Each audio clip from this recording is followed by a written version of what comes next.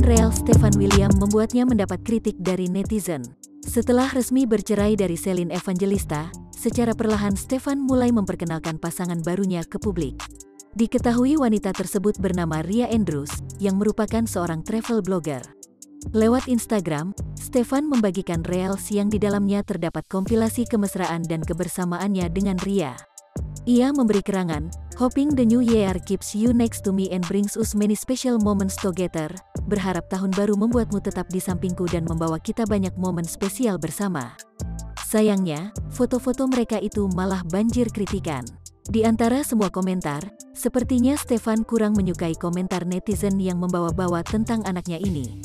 Netizen tersebut berkomentar, "Ya Tuhan, semoga Koachio gak lihat ini," tulisnya di Instagram Stefan William. Ada juga yang memperingatkan Stefan tentang kejamnya jejak digital dan merasa khawatir bila kelak dilihat anak-anaknya. "Jejak digital serem ah, kasihan anak-anak lucunya," tulis netizen. Melihat komentar-komentar tersebut, Stefan memberikan pembelaan dan meminta netizen untuk tak mengurusi hidupnya. "Saya mau posting atau publis itu urusan saya, bukan urusan Anda.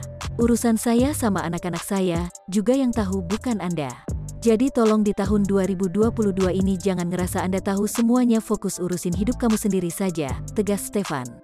Para netizen juga ada yang langsung mendukung komentar Stefan itu, karena Stefan punya hak untuk mencari pendamping hidupnya.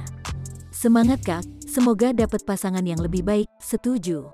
Gak papalah orang udah cerai dari Celine. Kecuali kalau masih punya istri lain cerita." Karena perceraian Celine dan Stefan yang seperti ditutup rapat, netizen sempat mengira itu hanya gimmick. Saat Celine menegaskan sudah cerai dari Stefan, para fans merasa terkejut dan tak percaya. Mundur sedikit, ke tahun 2021 tepatnya bulan Desember, Celine pernah mengaku masih sedih saat karena bercerai dari Stefan. Inilah penyataan yang ia lontarkan.